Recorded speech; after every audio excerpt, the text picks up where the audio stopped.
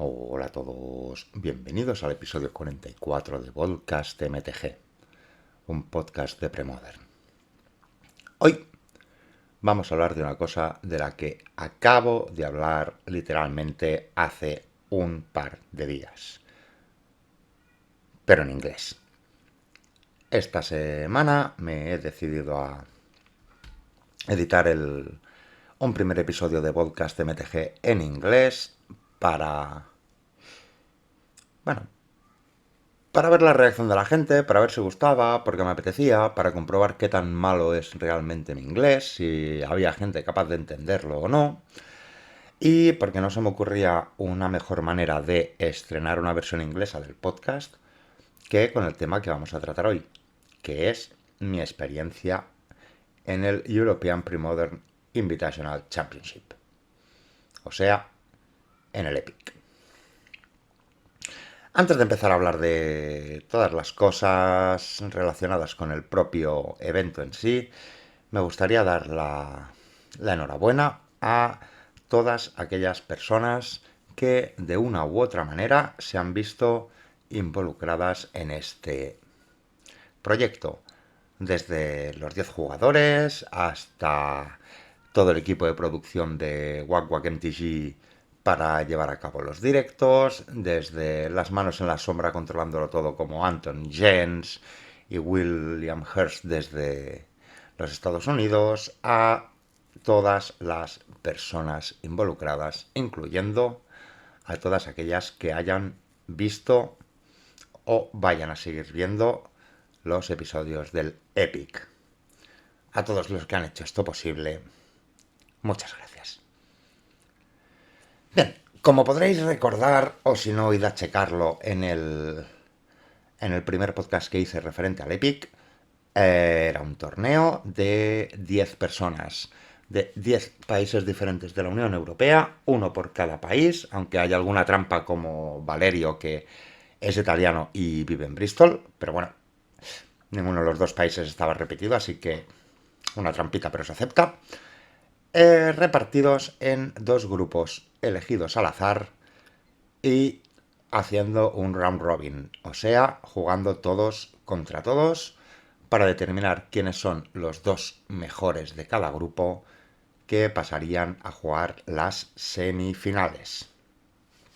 Tenemos que en el grupo A había gente como el propio Godfather del formato, el gran creador, Martin Berlin. También teníamos al ganador de la primera temporada de Epic, que fue Nils. También teníamos a Jesper, teníamos a Valerio y teníamos una quinta persona que ahora no me recuerdo quién era. Perfecto, esto es lo que pasa cuando haces un buen trabajo de documentación. Y en el segundo grupo estábamos yo mismo, el burro delante, para que no se espante, Chris Badersheim, Danny de Rug. Sí, voy a decir mal siempre su apellido, ya que me ha dado autorización expresa para decirlo como me salga de la garganta, así que va a seguir siendo Danny de Rug. También teníamos a Erka Prot Just y a Jiri Cermak. Mi participación en el Epic se redujo a dos de los episodios en los que en cada uno de ellos iba a jugar dos rondas. El sistema del Epic os lo recuerdo muy rápidamente para que no lo tenga fresco. Se escogen tres decks con las reglas de Unified Pre-Modern. Eso quiere decir que no pueden haber más de 4 copias de ninguna carta que no sea una tierra básica entre las tres barajas. Tu rival elige una de esas tres barajas para que no puedas jugarla. Y de las dos restantes, tú eliges una. Y tu rival, obviamente, hace lo mismo. Añadiendo una dosis estratégica prepartida a saber qué decks jugar y no jugar. Y añadiendo cartas que mejoran exponencialmente, aunque hayan sido poco usadas, la verdad, en el formato, al ser listas abiertas, como puede ser un Meddling Make o puede ser una Cabal Therapy. Dicho esto, vamos a recordar mis selecciones de deck y por qué uno de los decks que jugué no lo habría elegido. A posteriori es muy fácil hablar. Escogí Goblins, no podía ser de otra manera. Esto, aparte de un torneo, era una exhibición y yo no quería dejar de jugar en una arena tan importante como esta sin mi querida Retarmi. Pero mi querida Retarmi tuvo que sufrir algunas modificaciones debido a las reglas de Unified Premodern y la jugué mono red. Y la jugué mono red porque el segundo deck que tenía claro que quería jugar era un deck de Survival of the Fittest. Y como ya dije en el podcast anterior, teniendo en cuenta que Survival Rock no era una opción, porque eran rondas con tiempo y no quería sufrir empates y no buscados debido a esas restricciones de tiempo, fui con lo que se ha demostrado el deck. Si no más peligroso, el que da mayor sensación de peligrosidad a todos los jugadores europeos. Fui con Elfos. Una lista muy parecida a la de Pablo Janowar, con algunos cambios tanto en main y en side, pero con sus dos biorritmos, muy a la española, en contraposición a las otras listas que se pudieron ver en el Epic, que iban por otros derroteros. Y esto nos deja el tercer deck, que elegí la Sutured Dreams, o sea, una Turbo Reanimator con Shallow Grave y con gambas en vez de los crosanos para tener un plan B de gamba y estifle. No tengo nada que reprocharle al deck. El deck se portó literal y exactamente como se tiene que portar. Es un Glass Cannon. Cuando funciona es la leche. Cuando no funciona no haces nada. No tiene más. Es así. Y estaba muy contento con esa selección. Pero tengo que admitiros que no era la primera opción que yo quería tener para jugar como tercer deck.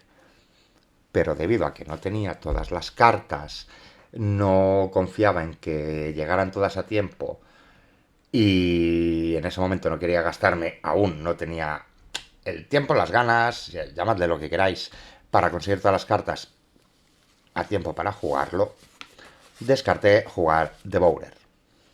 El hecho de jugar rojo no era un impedimento porque las ráfagas se podían combinar bastante bien.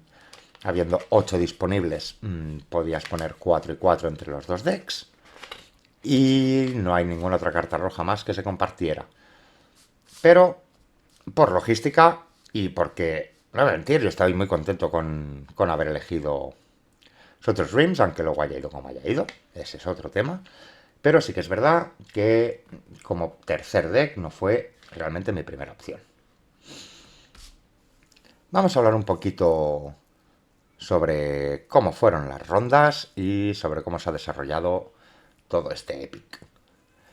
El primer día de juego tengo que enfrentar a Dani de Rug y a Gigi Sermak.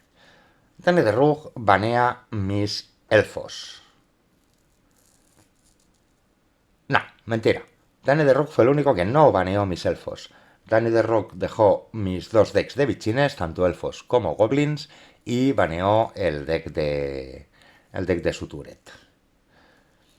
Yo no recuerdo que le baneé, pero estaba... De hecho, acerté antes de empezar a jugar qué decks jugarían mis cuatro rivales, porque en base a lo que ellos habían baneado y a cómo veía yo que tendrían que ir los pairings, acerté las cuatro...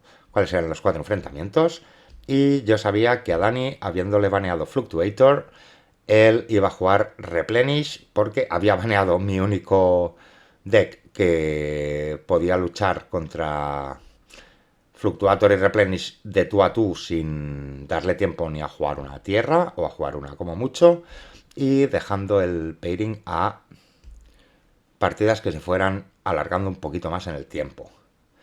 En esta tesitura, viendo las listas tanto de Red Army como de Green Army, decidí jugar de Red Army porque una de las cosas que tuve en mente a la hora de seleccionar las cartas para ese deck fue jugar contra Replenish.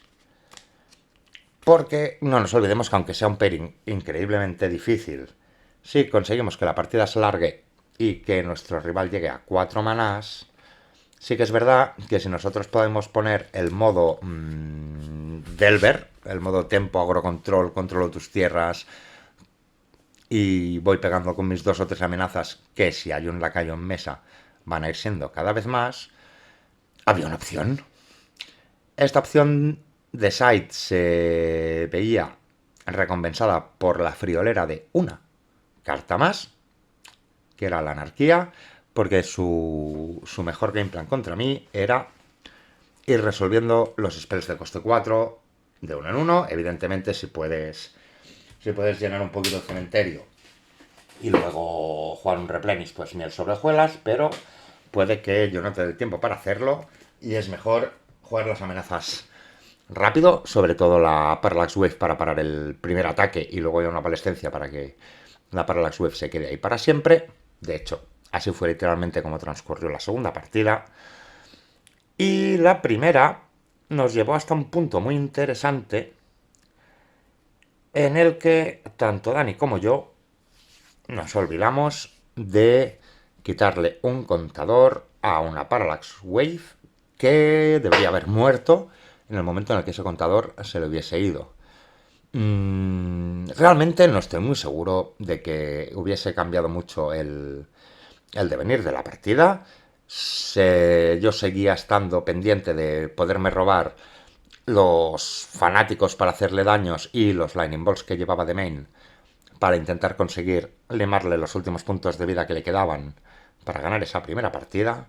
Pero en el momento en el que vimos que había pasado mucho tiempo desde el error hasta que el público, gracias aquí a todos los que os disteis cuenta, sé o espero que al menos un par de los que os disteis cuenta lo estaréis escuchando. Al haber pasado ya como un turno entero, decidimos que era muy difícil, por no decir imposible, desde un punto de vista logístico, volver al punto exacto donde se produjo el error. Y mientras estábamos hablando de cómo solucionarlo, Dani directamente recogió sus cartas y dijo, nada, yo me he equivocado, acepto el error, concedo la partida, vamos a la siguiente. La segunda, como os he comentado hace unos momentos, me la ganó sin nada que objetar, llegó a sus 4 manás, jugó su wave, al turno siguiente juega una palescencia y a partir de aquí controlas toda la mesa sin ningún tipo de oposición por mi parte, a no ser que me robe la anarquía, que, spoiler, no me robé. Y en la tercera partida, después de, no sé si él se dio un mulligan o no, creo que no, que dijo que la mano era relativamente aceptable. Vale. Llegó mi epic moment del torneo. O al menos el que yo recuerdo con más cariño. Entre otras cosas porque fue con mis queridos goblins. Estoy on the play y, como no podía ser de otra manera, jugando 14, salgo de Goblin Lucky. A ver, dije que tenía un plan, y el plan era salir de Lucky y controlar sus tierras con puertos y eriales. La primera parte la tenemos conseguida. Él sale de Fetchland y no la peta, dándome turno. Con lo cual aquí se me abren 2 posibilidades. Bueno, se me abren 3, pero una la descarto porque si no, no te quedas una mano de 7. O no deberías quedarte una mano de 7, menos en una tercera partida que va a decidir toda una ronda. Las opciones son que tenga un Blue Elemental Blast y que por un Brain Fart no lo haya tirado en su turno. O que tenga unas Swords to Plowshares y le dé igual tirarlas en su turno o en el mío para matar el Lucky. La tercera opción que se me abría en la mente era esa, que no tuviera nada, pero no contaba para nada con ello. Pero como me da turno, yo procedo a robar y sin bajar tierra para hacerle pensar que podía hacer cualquier cosa. De hecho, más que nada porque no sabía si jugar Puerto o Wasteland y quería decidirlo después de la fase de combate en función de si el Lucky conectaba o no, a partir de ahí ver qué de esto y tal, pues preferí no jugar tierra y atacar primero. Con lo momento en el que él peta fetch. Y yo, bueno, Aquí vienen las Force to Plowshares y a partir de aquí, pues bajo el puerto, le tapo la Plains, vamos a intentar que la partida se alargue un poco, pero sin que él llegue a muchos manás. También tengo una Wasteland para controlar sus futuros robos de filtradora o de Solland. Bueno, vale, no. La primera oleada va a fallar, pero vamos a intentar contener su oleada. Pero, para mi sorpresa, busca una isla. A lo cual yo me quedo extrañado porque pienso, no puede ser que me quiera jugar un Blue Elemental Blast y no me lo haya jugado en su turno. Y efectivamente no me bajo en un Blue Elemental Blast. Me deja atacar, me deja hacer daño e intenta tirarle un estifle a la habilidad del lacayo. A lo cual yo procedo a contestar con un Red Elemental Blast o Pyroblast, no me acuerdo cuál de los dos, es indiferente. Y en ese momento se acaba la ronda. Se acaba la ronda porque yo puedo poner un Goblin Ring Leader, si no recuerdo mal fue un Ring Leader, que me dio algunos Goblins más. Yo pude bajar el puerto para taparle para taparle la Plains. Luego aparte para su segunda tierra, después de atacar y conectar otra vez con el Lucky, poner otro Goblin en juego, pude tirar una Wasteland para destruir su filtradora y game over, aquí se acabó. Y conseguí mi primera victoria en la primera ronda en el Epic, cosa que me puso muy contento, porque si os tengo que decir la verdad, contaba con ganar un total de 0 rondas. Como dije en su momento en el grupo, creo que fue en el internacional de Discord, no sé si fue en el de Wack o en el de Premodern, diría que fue en el de Premodern, yo me veía como el pececito más chico de toda un Shark de toda una pecera de tiburones. Pero bueno, empezamos ganando, jugando Goblins, ganando a Replenish. ¿Qué puede salir mal? Pues puede salir mal la segunda ronda de esa semana. Aquí juegue contra Jiri y su sopa de caracol, Bottomless Speed, Black Green Midrange Contenting Worms, Ravenous Rats, mucho descarte, Smother. Ya, llamadle como queráis al deck, ya sabéis de qué va más o menos. Y teniendo capado, curiosidad, los elfos. Lo cual me deja Goblins jugando contra un deck con de 3 a 4 pestes diseñadas y un infestar contra mis dos Goblin Kings, uno de main y uno de side. Sí que es cierto, y es bien cierto, que las pestes diseñadas no son tan problemáticas contra goblins como lo son contra elfos. Estoy de acuerdo. Hay bastantes goblins que a una peste la sobreviven. 2 es good game, como con todas. Pero tampoco tenía el rojo para responder a las pestes. Y a pesar de ser un deck de descarte, siempre confié en que si consigo tener rápido la parte del ghoul en el cementerio y él no consigue rápido vaciármelo con los hornos pirexianos, con las Lindul Balls y los Porten, poder encontrar la parte que me faltase y atacar rápido. Ese era mi plan. ¿Funcionó? Más o menos.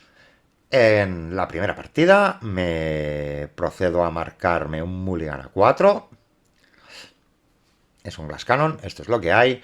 Un Mulligan a 4 que me permite poner en turno 2 una gamba con estifle, siempre y cuando me robe una tierra, porque la mano de 4 no tenía ninguna tierra, pero tenía Lotus Petal, gamba, estifle y Porten. Y decido quedármela. Estoy on the play, tengo un turno para robarme la gamba, y si al segundo turno no me lo he robado, puedo quemar el Lotus Petal para jugar el Porten e intentar ya buscar tierras y que la partida se alargue, aunque eso sería directamente perder contra un deck que juega más de 8 descartes, porque también llevaba Ravenous Rats y no, o sea, pero para un Mulligan a 4, tener un plan definido que puede salir en el turno 2 creo que es más que decente pensar en quedárselo. Efectivamente, salgo del Lotus Petal, Bass y un confundido rival, al ver que no bajo tierra ni hago nada, si no recuerdo mal, no me hizo ningún descarte. Jugó, creo que jugó el horno pirexiano, a lo cual yo respiré relativamente aliviado pensando que, al menos, por ahora ese no era mi plan. Y no lo fue porque el primer draw fue una tierra, que procedí a jugar y jugar gamba stifle y poniendo un clock de 2 turnos. Y en esos 2 turnos mi rival se dedicó a jugar otro horno, intentar remar todo lo que pudo con todas las cartas que pudo ver con los hornos perexianos robando 2 demás, pero no encontró smoother u otra respuesta que le fuera válida contra la gamba y gané esta segunda ronda. Perdón, wow, casi, ¿eh? Ojalá. Gané esta primera partida de la segunda ronda. La segunda partida fue el punto de inflexión y lo que hizo que viera que Sutter Dreams, a pesar de ser un deck súper divertido y que recomiendo para jugar alguna que otra vez a todos los combo lovers, no era la mejor elección para jugar en el Epic, seguramente, por la naturaleza de los decks que habían en contra. Pero repito, y no me cansaré de decirlo, no estoy para nada arrepentido de haber jugado ese deck. Y digo que fue el punto de inflexión porque esta fue la partida en la que me quedé a un punto de vida de ganar la ronda y no lo pude hacer por la base de mana tan greedy que estás obligado a jugar siendo un Glass Cannon. Ejecuto el plan que he comentado al principio de la ronda de intentar tener rápido en el cementerio las 2 gambas y un ghoul y a partir de aquí intentar topdequear el Shallow Grave o la Necro o la Corse Dance que me den la partida. Consigo hacerlo, pero consigo hacerlo me robo el Shallow Grave el turno en el que él me deja a un punto de vida y mis tierras entre mano y juego son una isla, un Ancient Tomb, no recuerdo si una City of Brass o un Underground River y un Polluted Delta. Resultando en que no puedo combar porque me muero. Si me hago un punto de daño con la Fetch, si me hago un punto de daño con la City of Brass, me muero. No había manera de salir de ahí porque solo tenía un draw, no había Lindul's Ball que me hubiese reordenado 5, igualmente solo habría robado una y necesitaba en ese punto una fuente negra que no hiciera daño y el Shallow Grave. No lo tuve y nos fuimos a la tercera partida en la que después de un par de mulligans y un primer descarte y una pieza de hate contra el cementerio, si no recuerdo mal, Giri procedió a poder irmela ganando tal y como hace su deck, en el más puro estilo midrange, un poquito de descarte por aquí, algo de agresión por allá, una retrospectiva de la cábala por aquí y te has quedado sin vidas por allá. Con lo cual cierro mi primera semana de participación en el Epic con un 1-1. Satisfecho por un trabajo a medias, un poco disgustado por no haber podido ganar la segunda ronda, pero muy contento de haber podido ganar una y de, entre comillas, seguir vivo. Lo que nos lleva a la segunda jornada del Epic en el que yo tuve representación y me tocaba jugar contra Chris Badesheim, que justo en ese momento acababa de hacer top 4 en el GP Premodern de Frankfurt, GP organizado por Flippy, que viniendo al hilo es el 10º jugador que nos había comentado, que también estaba en el grupo A. Ya os he dicho los 10 para que veáis que el trabajo de documentación no funciona, pero las cosas pueden acabar saliendo. Y jugando también contra Erka, uno de los organizadores del europeo que se jugará en Tampere a más adelante este año.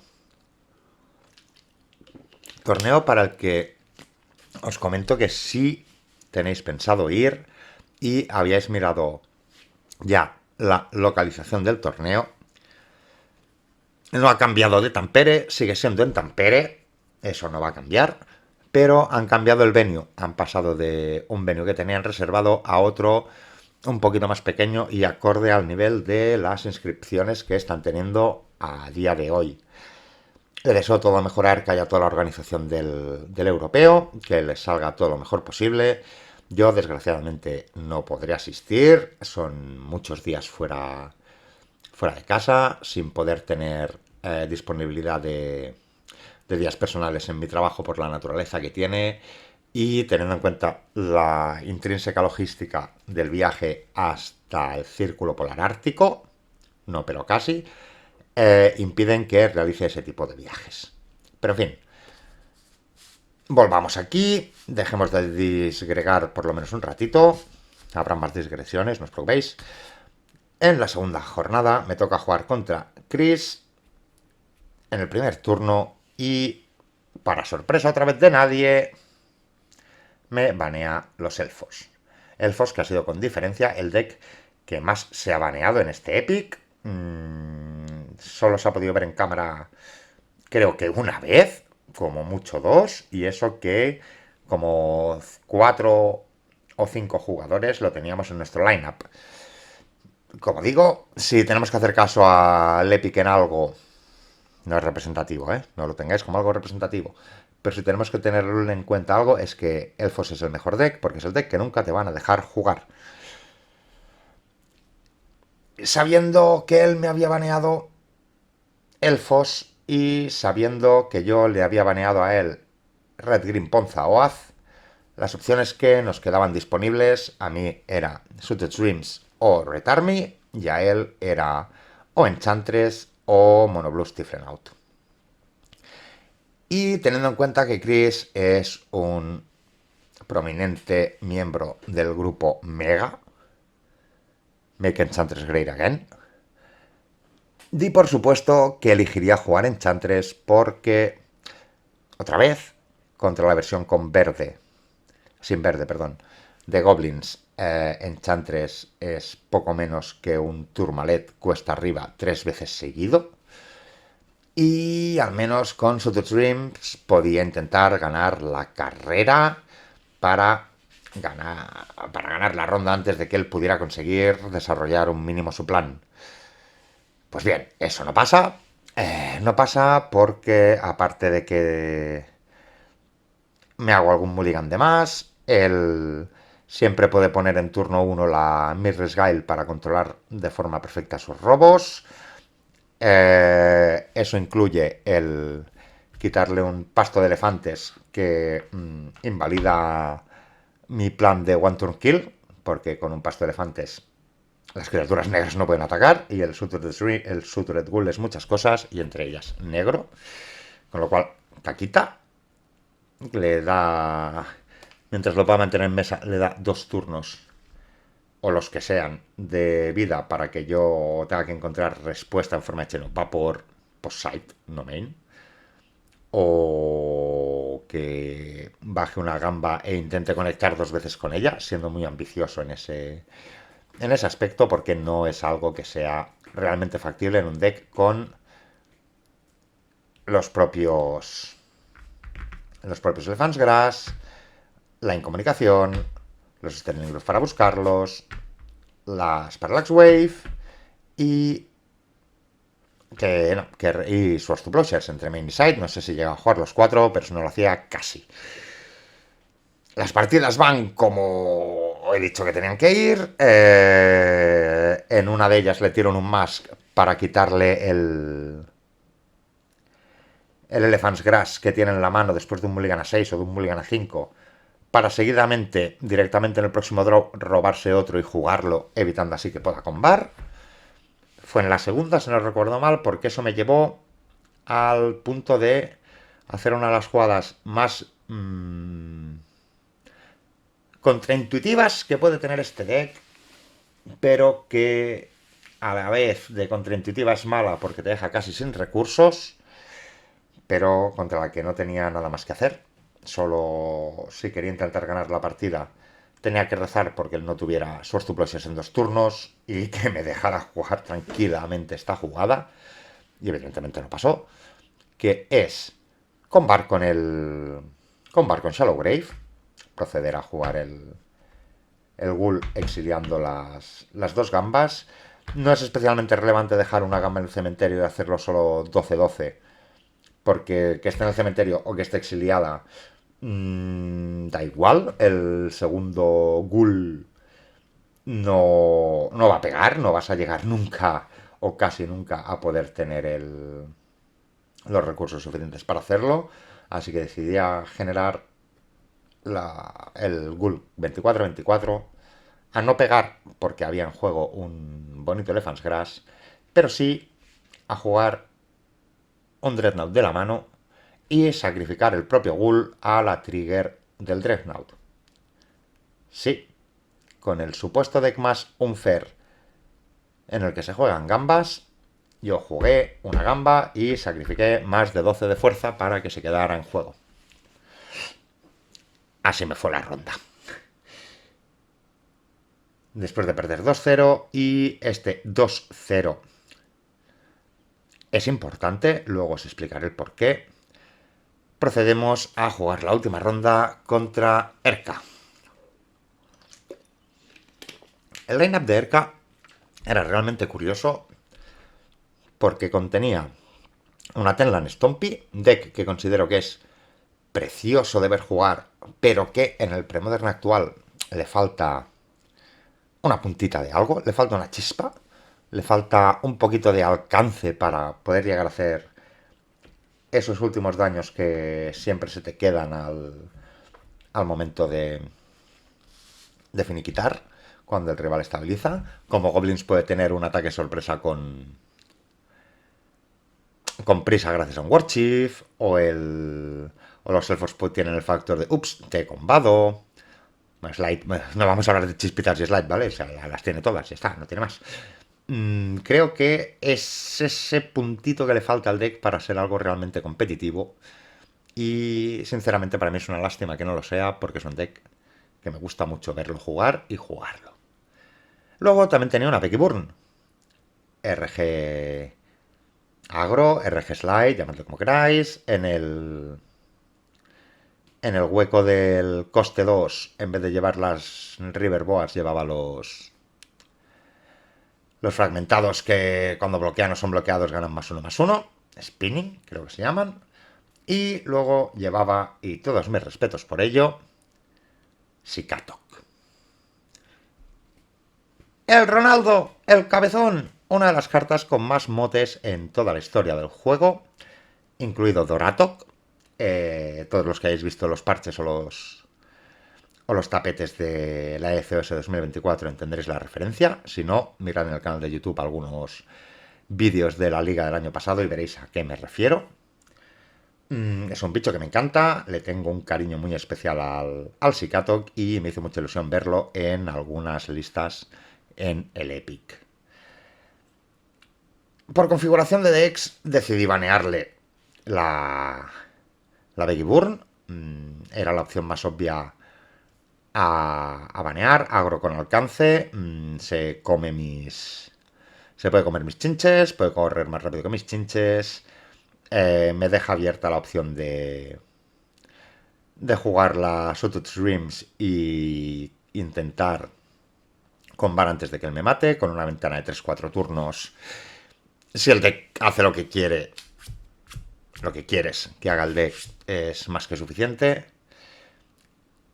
Dejándole a él la Tenland Stompy, que estaba segurísimo que no le iba a coger bajo ningún concepto, porque contra Suited Dreams no tienes el más mínimo control del pairing, ni el más mínimo.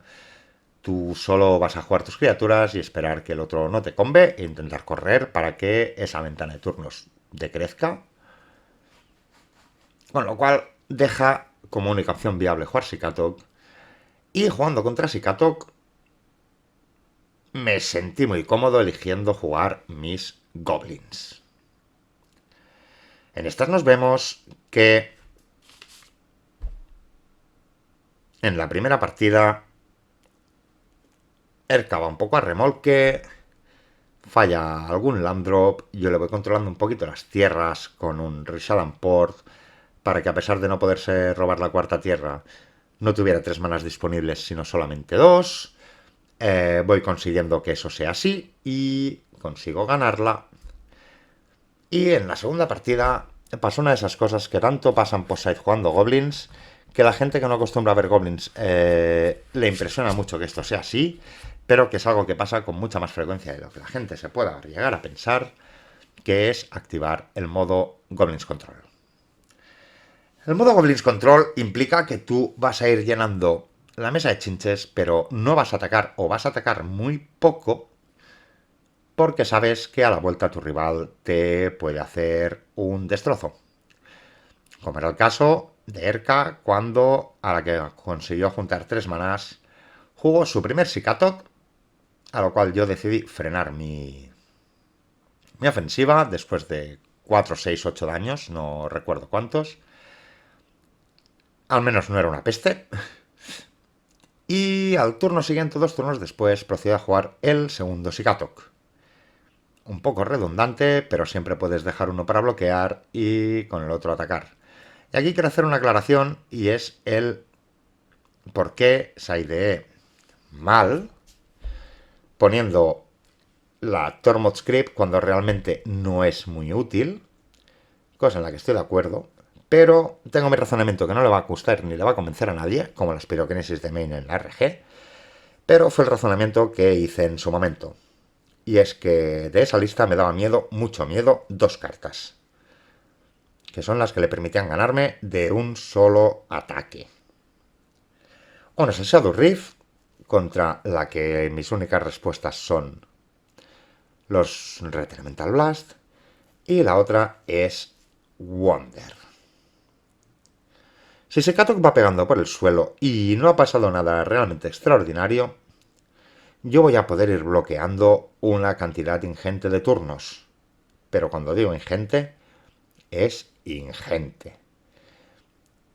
Mi deck son todo bichos. Yo puedo ir jugando bichos, puedo dejarlos para bloquear, incluso si el Sharpshooter estuviera en juego. Hablo sobre todo de la primera partida. Luego no es que sea especialmente relevante. Esos bloqueos me pueden servir incluso para hacerle un puntito de daño a él. Pero Wonder cambia toda esta dinámica porque permite que su Sikatok vuele, ataque y después de bloqueadores, si quiere ya ganarme, puede comérselo porque aunque pierda volar ya no lo puedo bloquear y que se acabe la partida. Sé que estuvo mal sidearlo, pero el miedo a esa carta me pudo y lo sideé. La cosa está en que teniendo 2 Sikatoks ya mis ganas de atacar se fueron por el guano hasta el momento en el que pudiera deshacerme de como mínimo uno de esos 2 Sikatoks y tuviera suficientes chinches como para matarle en 2 ataques aunque él me bloqueara a mi bicho más fuerte. Recordad que si hay un Pile Driver no puede bloquear al Pile Driver porque tiene protección contra azul. Asimismo, con un Pile Driver podéis bloquear un Sikatok todo lo grande que queráis que no se morirá el Pile Driver. Procedí a intentar destruirlo con un Pyroblast, pensando, bueno, tiene pocas cartas en mano, le quedan 2 o 3, este deck es muy bueno tradeando en 1 por 1, pero a la que Goblins empieza a generar más ventaja de cartas que el deck de control. El deck de control está en problemas, yo tenía una mano cargadita de 6 cartas, él tenía solo 3, jugué el Pyroblast, él no tenía respuesta para el Pyroblast, quedó un único Sikatok y ataqué con todo, dejándole a un turno de morir. Intentó remar para encontrar la forma de hacerme todos los puntos de daño suficientes o un Infest que barriera la mesa, cualquier cosa que no encontró, y procedí a acabar mi participación en el Epic quedando 2-2, habiendo jugado un total de 0 partidas con elfos y habiendo ganado todas las rondas que jugué con goblins y perdidas todas las rondas que no jugué con goblins. Nada mal para esos enanitos verdes, ¿eh? Lo que os decía de que la partida contra Chris era más importante de lo que parecía al principio es porque finalmente del grupo A, el grupo en el que no estaba yo, se clasificaron para las semifinales Martin Berlin y Nils, con 12 y 7 puntos. Martin Berlin se sacó el conocimiento del formato, usó la carta de yo lo he creado, es mío, me lo llevo si no me dejáis ganar, y se hizo un 4-0, 8-0. No perdió ninguna partida en el suizo del Epic. Y Nils ganó 2, empató una con Éxtasis y perdió otra y quedó segundo. Nuestro grupo fue mucho más apretado que eso, pasando en primer lugar Dani, que solo perdió conmigo en el suizo, procedió a ganar tanto a Erka como a Chris como a Giri, procediendo a ver un triple empate a 6 puntos entre Chris, Giri y yo.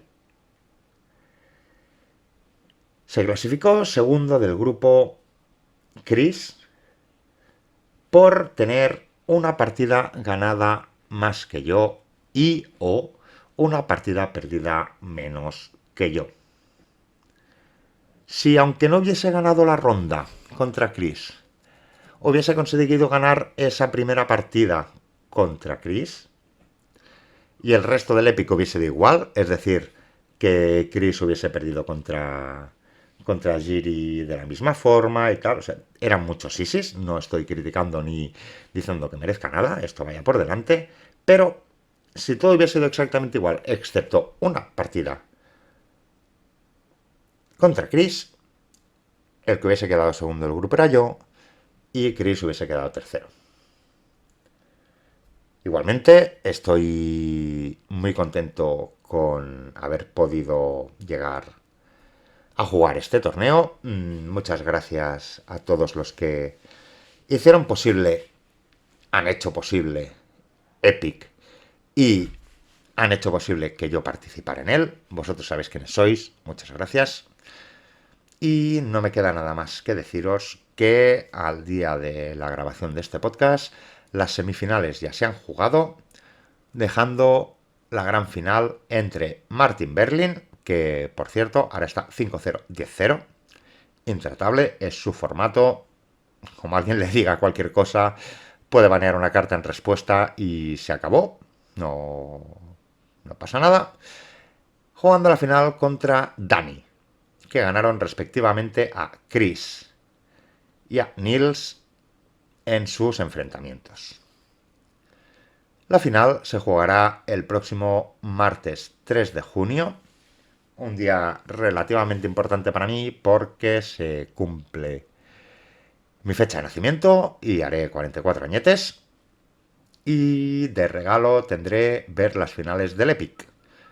Unas finales del Epic cuya estructura variará un poquito, bueno, un muchito, respecto a lo que han sido todas las rondas anteriores. En este tramo, en las finales, no hay que banear ningún deck del rival. Lo único que tienes que hacer es elegir en qué posición quieres jugar tus 3 decks. Y se jugará al mejor de 3 matches. El deck A de Martin jugará contra el deck A de Dani. El deck B de Dani jugará contra el deck B de Martin. Y en caso de haber una tercera ronda, el deck C de Dani jugará contra el deck C de Martin. Siempre saldrá en la segunda y en la tercera, en caso de haberlo, el jugador que haya perdido la ronda anterior. Disculpad. Y en la primera ronda saldrá Martin Berlin por tener de lejos un mejor desempate que cualquier otra persona que haya jugado el Epic. No ha perdido una sola partida, con lo cual él estará on the play. Bueno, técnicamente decidirá si quiere estar on the play. A efectos prácticos estar on the play para ese primer match, cosa que también puede influenciar a la hora de decidir qué deck jugar en primer lugar, porque hay decks que no es lo mismo jugarlos on the play con the draw, cambia mucho las dinámicas y alguna cosa A lo mejor prefieres gastarla ya en primera instancia sabiendo que estarás un de Play. Ahora sí, dicho esto, muchas gracias a todos los que han hecho Epic posible, muchas gracias a todos los que veis Epic y muchas gracias a todos por llegar hasta aquí. Nos vemos en la siguiente. Go, go, go.